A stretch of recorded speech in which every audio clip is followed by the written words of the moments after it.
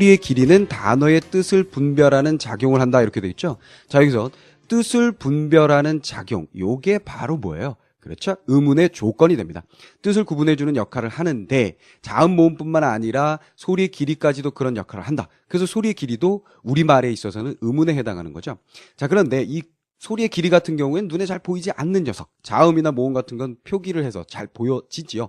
그리고 자음과 모음을 따로 나누어서 잘 볼 수가 있습니다. 그죠? 인지를 할 수가 있어요. 그런데 얘는 그게 잘 안 돼요. 그래서 우리는 이 녀석을 뭐라 그러냐면 비분절의 의문이다 이렇게 얘기를 하게 됩니다. 비분절 의문. 알겠죠? 그렇다면 자음과 모음과 같은 책에는 뭐라 그러겠어요? 비를 빼고 분절 의문이라고 얘기를 하면 됩니다. 그래서 어떤 글을 읽다가 분절 의문, 비분절 의문 이런 말이 나오면 아, 그게 그 얘기였구나. 이렇게 이해를 할 수 있으면 되겠다. 그런 얘기입니다. 자, 그럼 예를 들어보면요. 말, 길게 발음하면 이게 선생님이 지금 하고 있는 말이 되겠고요. 그 다음에 뜨그득뜨그득 타고 달리는 말들. 그 다음에 한 말만 주세요. 두 말만 주세요. 쌀 한 말 사오랬어요. 뭐 이 말, 그것들은 짧게 발음합니다. 자, 그 다음에 하늘에서 내리는 눈, 길게 발음하고요. 그 다음에 인간의 눈, 짧게 발음합니다. 그 다음에 먹는 밤, 길게 발음하고요. 그 다음에 어두운 밤, 짧게 발음하고요. 그 다음에 예수, 뭐 부처님 이런 성인들 길게 발음합니다. 그 다음에 성인이 되었어요. 성인식을 했어요. 짧게 발음하고요. 그 다음에 무력으로 우리를 침공하다니 나쁜 놈들, 이거 뭐예요? 길게 발음합니다. 그렇죠? 자, 그 다음에 무기력해 힘이 없어요. 무력은 짧게.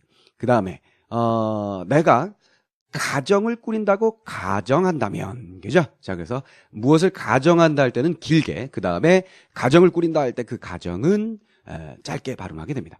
자, 그런데 실제 생활에서는 이걸 구분해서 쓰긴 굉장히 어렵습니다. 선생님 같은 경우에도 길고 짧은 그 의문의 차이들, 발음의 차이를 아느냐, 다 알고 쓰느냐, 사실은 선생님도 그러진 못하고 있어요. 그렇죠?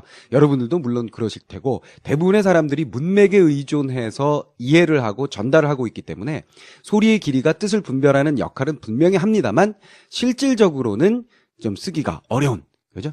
부분입니다. 하지만 여러분들이 혹시나 시험에 나올지 모르니까 고등학교 국어 교과서에 나오는 요 정도만 머릿속에 집어넣어주면 되지 않을까 하는 생각이 듭니다. 자, 그 다음에 또 주의하셔야 될 것이 한 가지 있는데 그건 뭐냐면 첫째 음절, 즉 성인, 그 다음에 무력, 그 다음에 가정, 이 모든 것들이 첫째 음절에서 나타나는 그 긴 소리들이죠. 자, 이렇게 긴 소리가 첫째 음절에서 나타나던 것이 뒤쪽으로 가게 되면 어떻게 될까요? 그죠? 짧게 발음하게 됩니다. 자, 말이라고 하면 분명히 여기 긴 소리였죠? 그런데 한국 뒤에 붙게 되면 짧은 소리가 되고요. 눈도 마찬가지입니다. 긴 소리인데 한박 뒤에 붙으니까 짧은 소리가 되고요. 솔도 긴 소리인데 구두 뒤에 붙으니까 짧은 소리가 된다는 거 여러분들이 이해를 하시면 되겠습니다. 자, 또 방언에 따라서는 소리의 길이는 없고 높낮이만 있는 경우도 있다. 자, 우리말 말고 외국어 같은 경우, 다른 민족의 언어 같은 경우에는 높낮이가 의문의 역할, 비분절 의문이 되는 경우도 있어요. 근데 우리나라 같은 경우에는 높낮이는 아닌데 소리의 길이만이 의문의 역할을 하는데 특이하게 어느 방언에는 이게 나타나기도 합니다.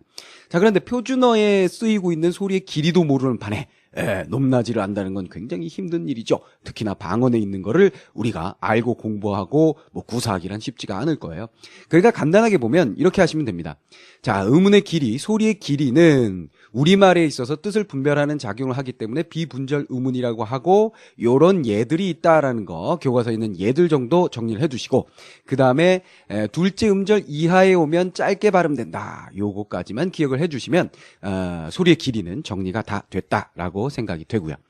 자, 그 다음에 음절에 대해서 정리를 해보겠습니다. 자, 음절은 의문의 다음 단계, 더 큰 단위라고 생각을 하시면 되겠어요. 모든 말은 음절 단위로 마디가 지어져서 발음된다. 발음이 되기 위해서는 반드시 음절 단위로 만들어져야 되겠다. 그런 얘기가 되겠고요. 자, 음절은 의문이 결합하여 이루어지는 가장 작은 발음 단위 그랬어요. 자, 무슨 말이에요?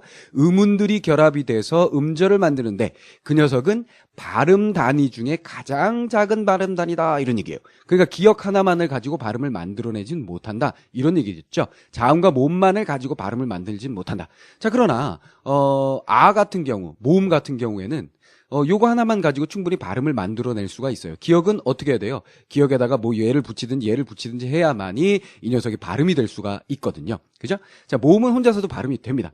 하지만 표기할 때는 혼자서 안 하고 꼭 이렇게 붙여서 그 모음의 체계 속에 들어있는 모음과 실제 음절을 이루고 있는 모음을 구분해주게 돼요. 그러니까 여러분들은 모음은 혼자서 발음 되잖아요. 그렇다면 가장 작은 발음 단위는 음절이 아니라 모음의 음은 아닌가요? 이렇게 생각하지 마시고 그런 모음도 결국은 음절이 되기 위해서는 이렇게 뭔가를 시각적으로 붙여줌으로써 구별하려고 한다는 걸 여러분들이 알아주시는 게 좋겠고요. 자, 국어의 음절은 반드시 모음을 필요로 한다 그랬어요. 자, 모음이 없이는 절대로 음절이 만들어질 수 없다는 얘기죠. 무슨 말인지 알겠죠? 자, 예를 들어서 보세요. 모음 하나만 가지고 됩니다. 자, 된다 그랬어요. 그러나 반드시 여기 뭐예요? 음가가 없는 음가. 자, 음가라는 건 뭐냐면 소리의 값이에요. 그죠? 그러니까 얘는 이응의 소리 값이 없이 그죠? 아라는 모음 혼자 쓰면 모양새 이상하니까 앞에 그냥 껍데기로 붙은 녀석이다. 이렇게 생각하시면 되겠고요. 자, 이렇게 모음 혼자서 음절을 만들 수 있습니다. 자, 그 다음에 모음 플러스 자음. 어떻게 해볼까요? 이렇게 한번, 모음, 아에다가, 열에 붙이면 모음 플러스 자음, 되죠? 그 다음, 자음 플러스 모음, 이렇게 하면 되겠네요. 그러지? 자, 그 다음에, 자음 플러스 모음 플러스 자음, 이렇게 해볼까요? 자, 이렇게 하면 됩니다.